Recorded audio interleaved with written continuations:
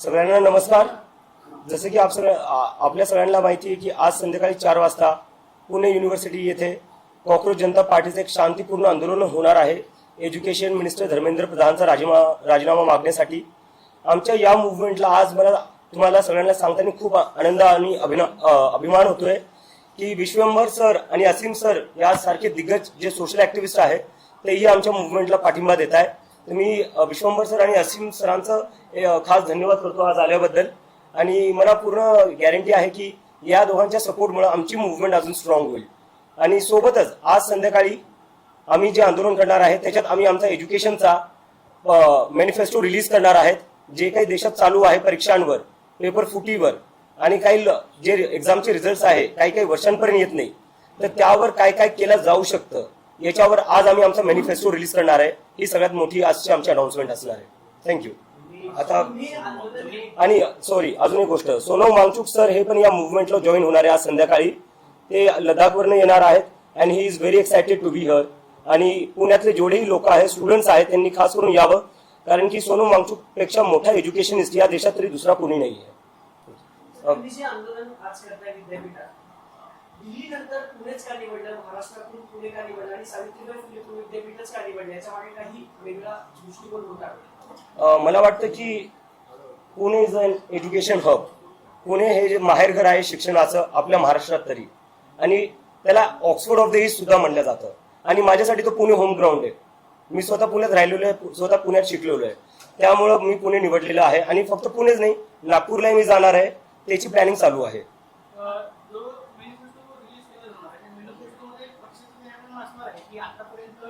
शिक्षण क्षेत्रामध्ये जे काही घोटाळे झाले किंवा पेपर फुटी झालेले आहे ते नक्की त्याच्यामध्ये मानलं नव्हतं। मॅनिफेस्टो नक्की कशाप्रकारे आधार असणार, भविष्यात पुन्हा एज्युकेशन मधल्या तुमच्या काही योजना आहेत की आतापर्यंत झालेले जे काही घोटाळे आहेत ते मानले नसतात? परीक्षांमध्ये जो काही घोटाळा होतोय, पेपर फुटी होतीये, त्याच्यावर काय काय करता येऊ शकतं त्याच्यावर तो मॅनिफेस्टो असणार आहे। How to make the education system better.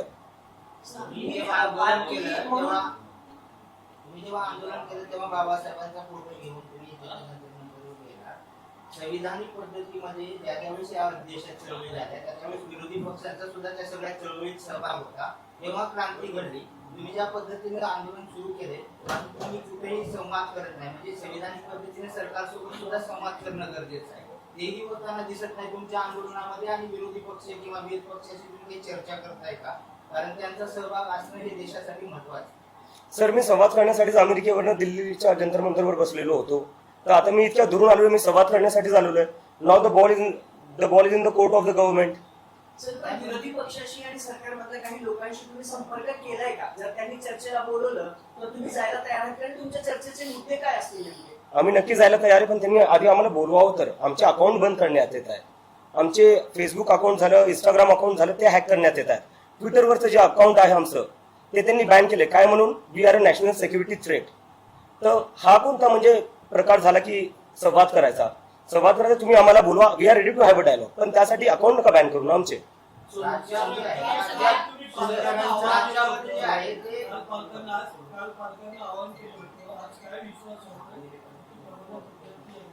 मला वाटतं हे जे आंदोलन आहे पुण्यातलं ते जंतर मंतरपेक्षा मोठं होणार आहे असं मला नक्की गॅरंटी आहे। आणि आज ते संध्याकाळी आपल्याला कळेलच।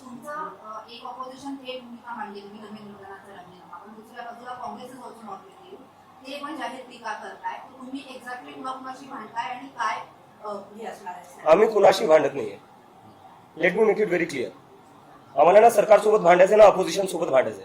आमचं फक्त एक आहे, नीटचे जे 22 लाख स्टुडंट्स आहेत, सीयूईटीचे जे 16 लाख स्टुडंट्स आहेत, सीबीएसईचे जे 17 लाख स्टुडंट्स आहेत, एसएससी जीडीचे जे 40 लाखांपेक्षा जास्त स्टुडंट्स आहेत, असे 1 करोडपेक्षा जास्त स्टुडंट्स आहेत ज्यांच्यासोबत अन्याय झालेला आहे सिस्टमच्या फेलियरमुळे।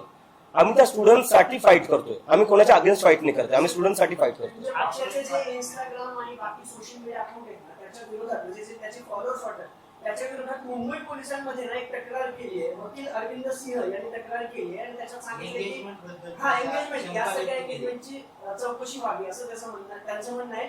हे सगळं तुम्ही फेक नरेटिव्ह सेट करताय सोशल मीडियावर। फेक नरेटिव्ह काय? पेपर लीक फेक आहे हे तर म्हणजे आता सगळ्या माध्यमांनीच दाखवलेले। फेक नरेटिव्ह काय आहे त्याच्यात? तुमच्या सोशल मीडियाच्या अकाउंटद्वारे, सोशल मीडियाचे जे अकाउंट्स आहेत ना त्यांची एंगेजमेंट अचानक वाढली, फॉलोअर्स वाढले, हे सगळं फेक आहे असं त्यांनी तक्रार केली। मला असं वाटतं ना की जे काही लोक आहेत सरकारच्या साईडचे असू दे किंवा जी पार्टी सत्तेमध्ये बसली त्यांच्या साईडचे, त्यांनी ना मेसेज समजून घ्यावा. Cockroach Janata Party is a very big message for the country. हे तुम्ही इग्नोर करून हा मेसेज चालणार नाही. It's a message by the youth of this country that they are fed up of the existing political system.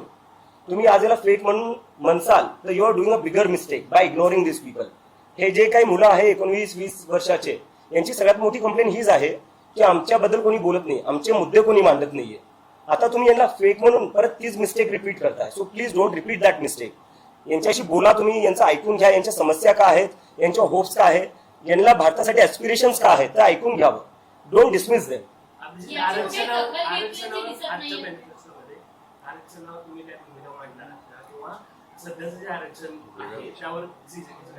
नाही, आजचं आमचं जे आहे ते परीक्षांवर आहे.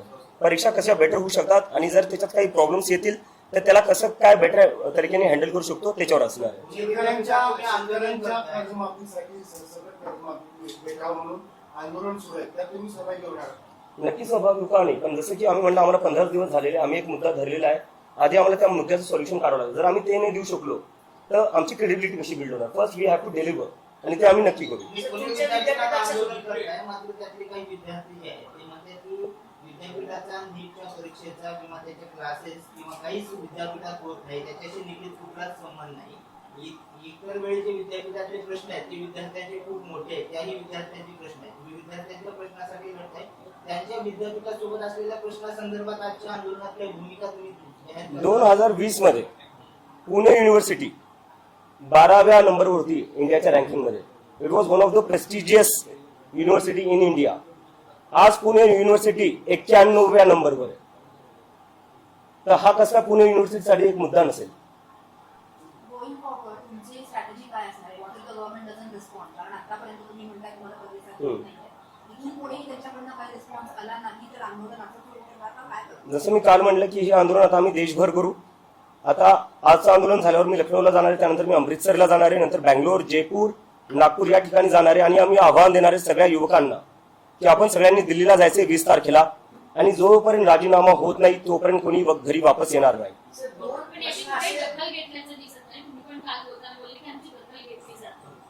नाही, असं नाहीये, दखल घ्यावंच लागणार आहे कुठं ना कुठं. कारण की मग दखल नाही घेत तर that raises even a bigger question on the democracy. मग आपण डेमोक्रेटिक कसं काय? डेमोक्रेसी काय? फक्त 5 वर्षातून एकदा इलेक्शन करणं, सरकार निवडून देणं, that is not democracy. Democracy is being accountable to the people for the next 5 years. Sir, 2 प्रश्न असे. तुम्ही म्हणलात की शिक्षणाचं माहेरघर आहे पुणे, तुम्ही इथे शिकलात. 2 प्रश्न असे की मग पुण्यात विद्यापीठाचंच ग्राउंड का निवडले किंवा विद्यापीठच का निवडलं? आणि ज्या विद्यापीठात तुम्ही आंदोलनाला बसताय ना, गेल्या 2 वर्षात ना तिथे 2 गट मोठे पडले, म्हणजे पुरोगामी आणि प्रतिगामी. जर प्रतिगाम्यांचं आंदोलन असतं तर मग एबीव्हीपी विरोध करतो, तो सगळा राडा सतत चालू असतो. त्या मुद्द्यांवर देखील तुम्ही या आंदोलनात विषय कोणी घेणार आहात? सर, मला काय वाटतं, आंदोलन कुठं होतोय हा खूप छोटा प्रश्न आहे. आणि हा मला नाही कळते हा प्रश्न कुठून येतोय. 6 नीटच्या स्टुडंट्सनी सुसाईड केलेली आहे, त्याच्यावर राजीनामा का नाही होते? आपण तो प्रश्न विचारला पाहिजे. आंदोलन कुठं होतोय तो नाही. तुम्ही डॉक्टर आंबेडकरांचा फोटो घेऊन जाताय, पण त्यांचे कामबंधू असणारे सुजात आंबेडकर असं म्हणताय की जसं की एका हातात अण्णा मुवमेंट आणि हे फक्त आपलं कास वेगळंच आहे. मी स्वतः दलित आहे, आता याच्यापेक्षा मी जास्त काय बोलू शकतो? त्याच्यावर मी येतोय. या देशात जेव्हा जेव्हा आंदोलन होतं तेव्हा पब्लिक मुव्हमेंट इज वॉट. त्याच्यात कोणी एका विचारधाराचे लोक नसतात. पब्लिक मुव्हमेंटमध्ये सगळ्या विचारधारांचे लोक सोबत येतात. आणि या देशात सध्या काय झालेलं, मागच्या 10-12 वर्षात जी काही मुव्हमेंट होते त्याला बदनाम करण्याचा प्रयत्न असतो. ती अण्णा आंदोलन असो किंवा जे पंजाबच्या फार्मर्सनी प्रोटेस्ट केलं होतं त्यालाही बदनाम करण्याचा प्रयत्न केला गेला होता. तर मला कळत नाही कधीपर्यंत आपण असे जे पब्लिक मुव्हमेंट आहे त्यांना बदनाम करणार आहे. आपण हे विसरायला नको. भारत हा देश स्वतंत्र कसं मिळवलं? आंदोलनामुळेच मिळवलं. इमर्जन्सी लागली होती देशात, त्या देशात आपण डेमोक्रेसी कशी वापस आणली? आंदोलनामुळेच आणली. हा देश नुसता आंदोलनामुळे घडला नाहीये, या देशात लोकतंत्र हे आंदोलनामुळेच जिवंत आहे. आणि जेव्हा जेव्हा पब्लिक मुव्हमेंट होती तेव्हा सगळेच लोक जॉईन होतात. अण्णा आंदोलनामध्ये विश्वंभर सरी होते, ते आज आमच्या सोबतही आहे. तर जेव्हा जेव्हा कोणती सरकार असेल जी खूप काळांसाठी पॉवरमध्ये आहे आणि जेव्हा लोकांचा राग त्यांच्या विरुद्ध जागा होईल तेव्हा सगळेच लोक सोबत येतील. तो उगी 1-2 लोकांमुळे आपण या आंदोलनाला असं बदनाम करायचं मला वाटतं that is very disrespectful for the people of this country. विद्यार्थी संघटना जी आहे ती आता मंत्रालयावर याच विषयावर मोर्चा काढते अशी वेगवेगळी मूर्ती काढण्यापेक्षा तुम्ही त्यांना आव्हान करणार आहे का की तुम्ही स्वतः vegetarian मध्ये आंबेडकरांना आव्हान करणार आहे का तुम्ही या सगळ्या चळवळीत पाठिंबा द्या म्हणजे तुमची ताकद वाढेल एकंदरीत. मी कालच सगळ्यांना ओपन इन्व्हाइट दिलेले आहे की जेवढे ऑर्गनायझेशन्स आहे, जेवढे पेरेंट्स आहे, जेवढे स्टुडंट्स आहेत, त्यांनी या सगळ्यांनी यावं.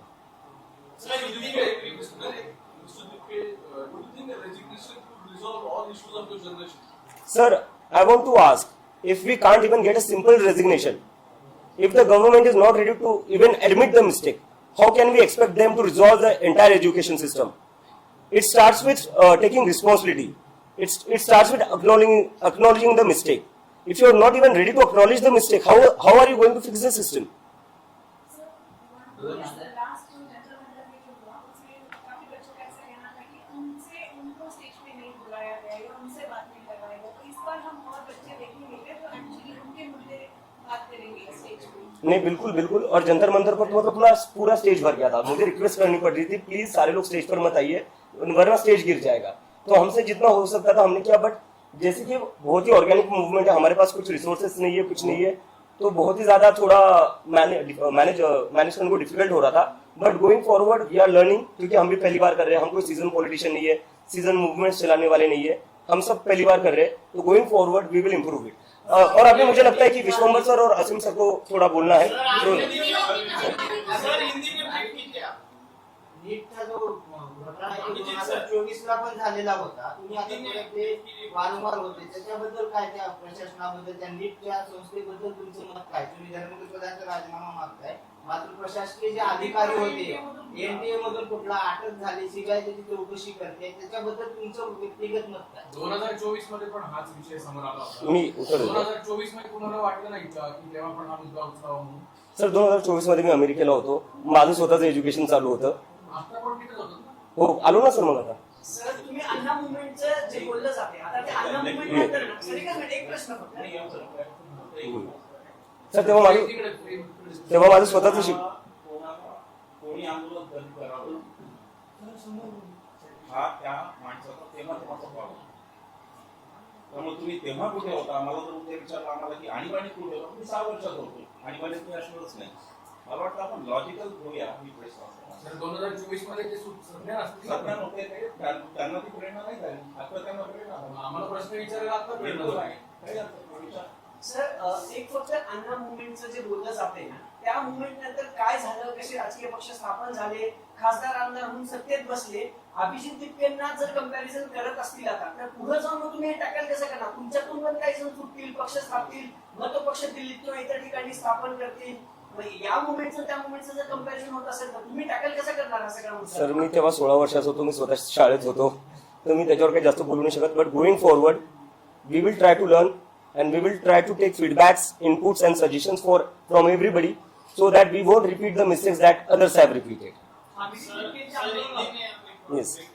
So जैसा कि आज हम सबको पता है कि पुणे में शाम 4 बजे कॉकरोच जनता पार्टी का आंदोलन होने जा रहा है. उस आंदोलन को सपोर्ट करने के लिए पुणे के महाराष्ट्र के बड़े ही सोशल एक्टिविस्ट विश्वम्बर सर और असीम सर हमारे सपोर्ट में आए हैं. उन दोनों का मैं बहुत बहुत धन्यवाद करना चाहता हूँ. और उनके साथ ही सोनम वांगचुक जी भी हमारे साथ जुड़ने वाले आज शाम को 4 बजे. और इसके साथ ही आज हम एक बहुत बड़ी अनाउंसमेंट करने जा रहे हैं, जो हमारे एजुकेशन मैनिफेस्टो रहेगा, जिसके रिगार्डिंग गवर्नमेंट जो एग्जाम्स लेती है, एंट्रेंस एग्जाम, कॉम्पिटिटिव एग्जाम्स, उसमें क्या क्या सुधार हो सकते हैं, उसको लेकर हम बहुत बड़ी अनाउंसमेंट करने जा रहे हैं. Thank you. और अभी मैं रिक्वेस्ट करता हूँ विश्वम्बर सर और असीम सर को बात करने के लिए. Thank you.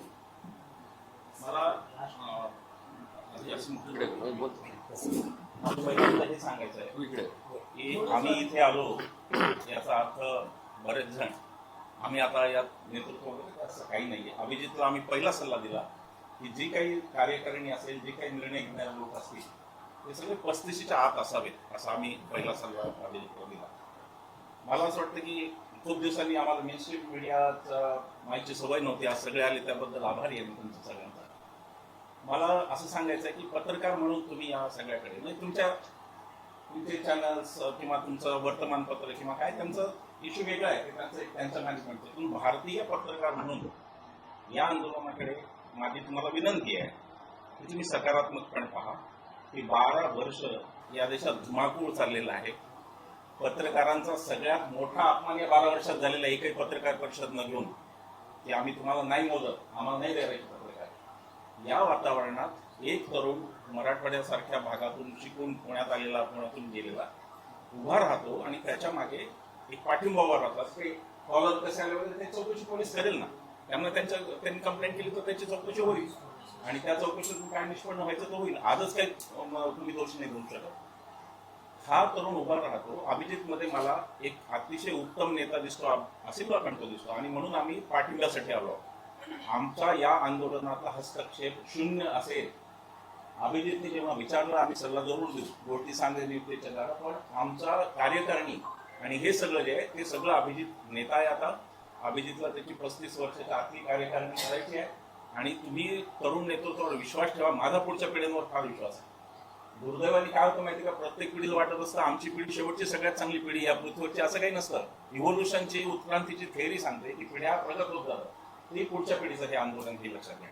सकारात्मक बाजू याची अशी पहा की आपल्या आसपास जी आंदोलन झाली नेपाळ वगैरे ती हिंसक झाली. सकारात्मक हे की अभिजित दिपके पहिल्या दिवसापासून गांधी आणि आंबेडकर याचं आपलं हे आंदोलन हिंसक नाही, हा सत्याग्रह अहिंसक आहे. हे जर तुम्हाला पत्रकार म्हणून तुम्हाला हायलाईट करता आलं तर ते फार बरं होईल की या देशात गांधी आंबेडकरांच्या मार्गाने आजही आंदोलन करावं असे का 30 वर्षाच्या मुलाला 30 वर्षाच्या मुलाला वाटतं. हे तुम्हाला हायलाईट करता आलं तर फार उपकृत होईल मी तुमचा, की हा देश आजही त्याच रस्त्यावर चालू शकतो. हे आणि आपले जे सगळे प्रश्न आहेत ते सगळे प्रश्न अभिजित हे आता नवीन सुरू झाले. 15 दिवसापूर्वीचं बाळ आहे, हे अगदी शिशु याच्यातला हा आहे. सगळ्या प्रश्नांची उत्तर त्यांच्याकडे नसतील. म्हणजे काय जयप्रकाश नारायणांची समग्र क्रांती घेऊन अभिजित इथे आलं असं नाही मला वाटतं. आणि ती तयारी जयप्रकाशांची त्या वयात झाली होती. अभिजितचं ते अजून अभिजितला या गोष्टी पुढे जायचं आहे, ही संघटना वाढवायची, त्यांची पार्टी वाढेल, त्या पार्टीचं पुढे काय करतील, ते राजकारणात येतील का नाही, हे सगळे प्रश्न आज अभिजितच्या पण डोक्यात नसतील करायचे. ती करत कारण ते जेवढं स्पॉरॅडिकली झालं, ज्या एका आवेगात ते झालं त्याचं ते काही अपेक्षित नाही. पण मला असं म्हणायचं की मी का उभा आहे आंदोलनाच्या मागे, तर 12 वर्षाची हुकुमशाही, दडपशाही, ज्याच्यावर मेनस्ट्रीम मीडियाने दुर्दैवाने कधी प्रश्न विचारले नाही. प्रश्न काय विचारले तर आंबा कसा खाता, चिरून का कापून वगैरे वगैरे, ते प्रश्न घेऊन ईडीची दडपशाही कालपर्यंत, पश्चिम बंगालमध्ये रोख फोडण्यापर्यंत ही तुम्हाला लोकशाही वाटते का सगळ्यांना? आणि जर लोकशाही वाटत नसेल तर तुम्ही ज्यांना प्रश्न विचारायचे त्यांना विचारले नाही. ते प्रश्न घेऊन हा मुलगा उभा आहे. हा तुमचे माझे प्रश्न घेऊन उभा आहे. हा मुलगा तुमचे आणि माझे, हा जर हुकुमशाहीच्या विरोधात बोलतो तर भारतीय मीडियाच्या स्वातंत्र्याच्या बाजूने हा मुलगा बोलतो हे लक्षात घ्या. आणि म्हणून तुमचा पत्रकार म्हणून दृष्टिकोन अत्यंत सकारात्मक असावा अशी माझी अपेक्षा आहे. मी तुमच्या काही गोष्टी समजू शकतो. मी व्यावहारिक पातळीवर मीडियाचे मालक आणि त्यांचं हे मी सगळं समजू शकतो. पण भारतीय लोकशाही जर वाचवायची असेल तर आता जनआंदोलनांना पर्याय नाही. राजकीय लढाई माझ्या मते मतपेटीची आता ही फार वेगळी झालेली आहे. आता तुम्ही तिथे जर अशी धोरण असेल सत्ताधारी पक्षाचं की आम्ही तुम्हाला ईडी लावून तुमची माणसं आधी पळवणार आणि तुमची जी निवडून येतील तीही फोडणार, आणि याच्यावर जर कोणी बोलत नसेल तर आता जनआंदोलनाशिवाय पर्याय नाही. आणि ते जनआंदोलन घेऊन अभिजित उभा आहे. आज अभिजितचा अजेंडा शिक्षणाचा आहे. मी सोनम वांगचुकांचं सकाळी स्टेटमेंट वाचलं, ते म्हणजे मी पुण्याला येतो आणि मी पर्यावरणाचा अजेंडा घेऊन येतो. आता अजेंडा येईल ना, शिक्षणाचा येईल, पर्यावरणाचा येईल, आरोग्याचा येईल. एक चांगलं आंदोलन उभं राहील अशी मला या आंदोलन शक्यता दिसते आणि म्हणून आम्ही आलो. मला मुद्दाम खुलासा करायचा. काही लोकांनी लगेच सुरू केलं की सरकारच्या विरोधामध्ये एखादा निर्णय घेतला जातो त्यावेळेस तुमच्यासाठी सामाजिक कार्यकर्ते विरोधी पक्षाच्या बाजूने बोलतात की म्हणजे सरकार कसं चुकीचं आहे. आता अभिजित जितके आंदोलन करतोय मात्र एकाही विरोधी पक्षाचा त्याला पाठिंबा देत नाही. देशामध्ये राहुल गांधींसारखा लोकसभेमध्ये विरोधी पक्ष नेता आहे. काँग्रेस देशातली सगळ्यात मोठी विरोधी पक्षाची संघटना आहे. तरी सुद्धा अभिजित तितक्याला पाठिंबा दिला जातो. तुम्हाला असं वाटत नाही का की तुमचं सुद्धा धोरण जे आहे ते लवचिक आहे, तसं वेळ बदलेल तसं बदलत नाही? धोरण माझं ते धोरण अभिजितचं आणि त्यांच्या टीमचं हे पहिलं क्लिअर करतो. दुसरी गोष्ट, हर्षवर्धन सपकाळांचा व्हिडिओ तुम्ही पाहिला का नाही मला माहिती. त्यांनी पाठिंबा दिला त्याला. मला खात्री आहे की राहुल गांधींपासून सगळे विरोधी पक्षातील लोक, त्यांना सगळ्यात जास्त जर कोणी अफेक्ट केलं तो विरोधी पक्ष आहे. या देशातला कोणता पक्ष राहिला फोडायचा अनएथिकली? कोणी पैसे पेरले, कोणी माणसं पेरली, कोणी लोक फोडले, कोण आपली काल निवडणूक झाली की आज काल आमदार विकत घेतले, कोण करता येईल? सगळ्यांना माहिती आहे. विरोधी पक्ष सगळे येतील. काही दिवस त्या आंदोलनात, जसं अभिजितने अगदी बरोबर सांगितलं की क्रेडिबिलिटी एस्टॅब्लिश होणे, विश्वासार्हता त्या आंदोलनाची तयार होणे, याच्यासाठी काही दिवस जावे लागतात. आणि ती ताकद आज अभिजितकडे आज काही नाही. अभिजितकडे आज शिक्षणाचं काय असेल तेवढं भांडवल आहे. मागे फक्त हे दोन आहे. बाकी तिसरं भांडवल अभिजितकडे काही नाही. कॉक्रोच पार्टीकडे पण यांच्या काही नाही. आज जी मुलं येतात ते अत्यंत की ज्यांचं राजकारणाशी संबंध नव्हता अशी मुलं आहेत, ती काही पिढीदार घराण्यातली कोणी राजकारणी नाहीये. तर या मुलांना यांना एक संधी तर द्या.